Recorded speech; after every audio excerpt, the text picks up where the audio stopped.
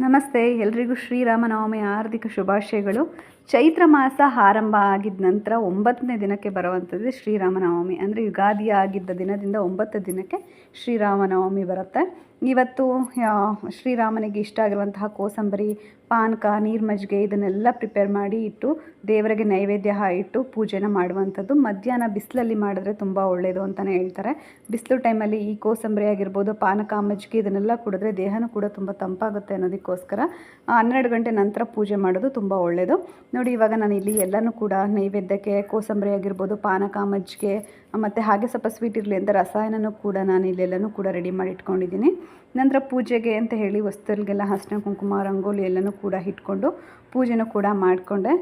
ತುಂಬ ಚೆನ್ನಾಗಿ ಪೂಜೆನೂ ಕೂಡ ಆಯಿತು. ಕೋಸಂಬರಿ, ಹೆಸರು ಇದನ್ನೆಲ್ಲ ಒಂಥರ ಮಧ್ಯಾಹ್ನ ಟೈಮು ಊಟದ ಬದಲು ಇದನ್ನೇ ನಾವು ತಿನ್ಬೋದು ಅಂತಲೇ ಹೇಳ್ಬೋದು. ಈ ರೀತಿ ನಮ್ಮ ಮನೇಲಿ ಪೂಜೆ ಶ್ರೀರಾಮನವಮಿದಾಯಿತು.